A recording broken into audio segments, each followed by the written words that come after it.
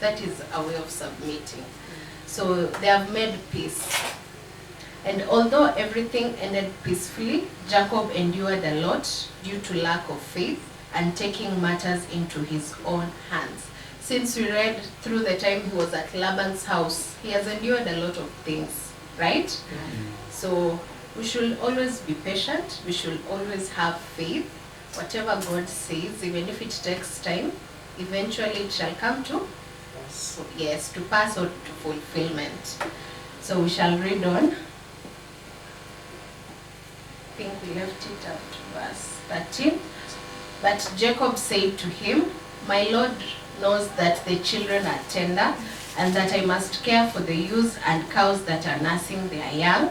If they are driven hard just one day, all the animals will die. So let my Lord go on ahead of his servant, while I move along slowly at the pace of the flocks and herds before me and the pace of the children, until I come to my Lord in Shechem. So this, I think this is an excuse. Jacob is trying to give Esau. Let's read on and find out what. Let's read on and find if Jacob does what he said. So verse 15, Esau said, then let me leave some of my men with you. But why do that? Jacob asked. Just let me find favor in the eyes of my Lord. So that day Esau started on his way back to Seir.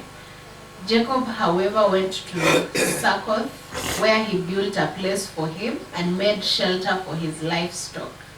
So has he obeyed and gone where he was supposed to go? You remember when God spoke to him back at Laban's house, he was told to go back to Canaan, his father's hometown.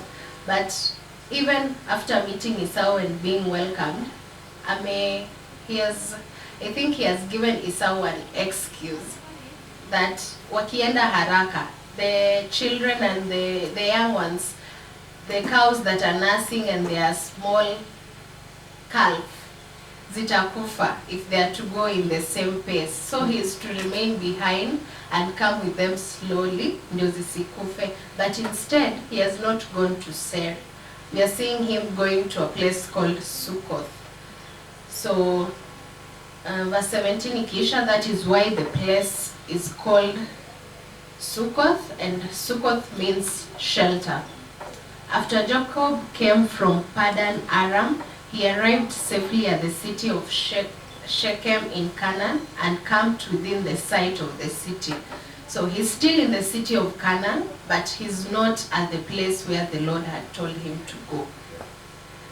So verse 19, for 100 pieces of silver, he bought from the sons of Hamor, the father of Shechem, the plot of ground where he pitched his tent.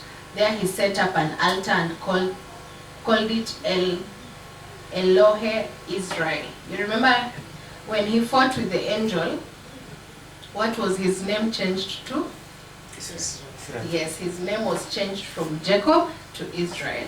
The angel, the Lord told him, your name will no longer be Jacob, but you'll be Israel. So El Elohi Israel means is the God of Israel, or mighty is the God of Israel.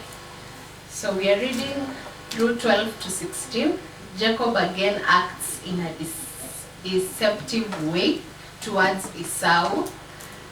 He has deceived Esau by telling him, abaki nyuma akichunga the calf and the cows that are given back and the children, so that they may not die on their way. Wakuje pole pole.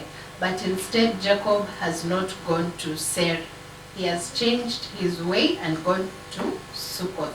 So I don't know why he tried to deceive Esau. I don't know why he did it. I guess when we read through verse 34 onwards, we'll get to know.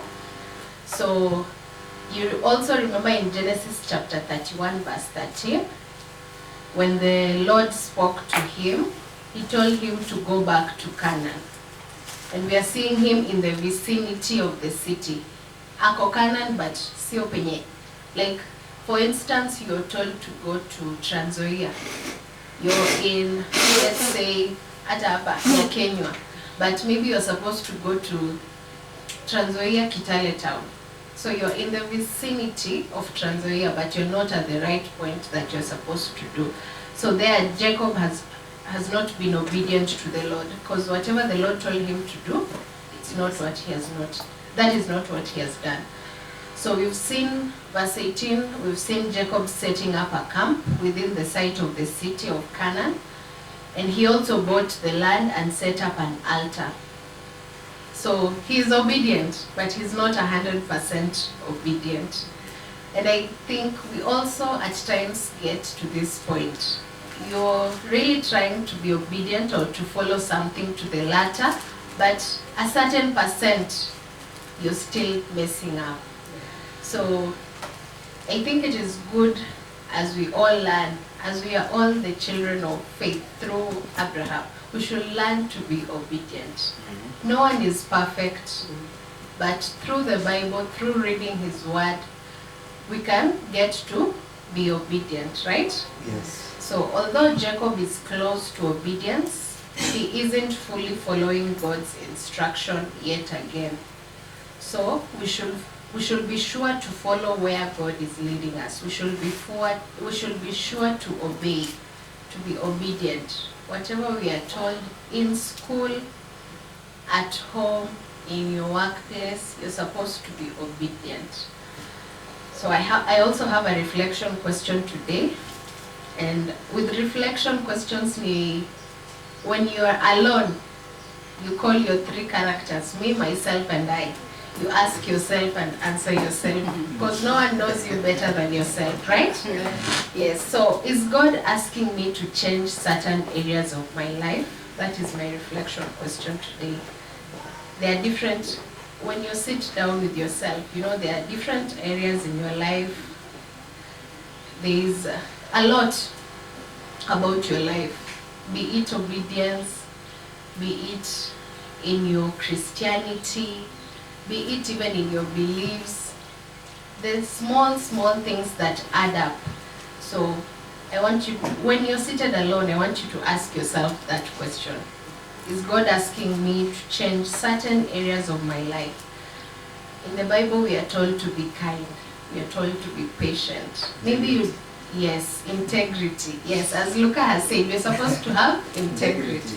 Yes, so you're supposed to sit down and ask yourself, are you kind? Do you keep a record of wrong? The Bible tells us we are supposed to forgive how many times? 7. Yes, 77 times. Yes. 7 times. So wewe ni ule mtu akikukosea, you keep it, unambeba. One thing about us, someone may kosea, mtu anaweza kukosea, yeye move on, but you're still having the grudge in your heart. So the best thing is to let go. You forgive and let go of that mistake. You overlook it. I know it's not easy as it is said, but with Christ in us, he helps us overcome these things, okay? Yes. Yes, so you will sit down and ask yourself that question and answer yourself. And we all work towards becoming better children in the house of the Lord, okay? That is the word for today. Next week, we'll be reading Genesis chapter 34. I urge you to read ahead of me. Tukikuja, we have a discussion. Yes. We all know what is happening. It is an interesting story, so please read on. And then when we meet, we'll be discussing on Genesis chapter 34. So let's believe and pray. Mighty and everlasting Father, Lord, we thank you for your word. We thank you for what you've understood out of it, King of glory. We pray that you'll enable us to put it into practice. We thank you for our second service. As we begin, we want to commit the praise and worship team.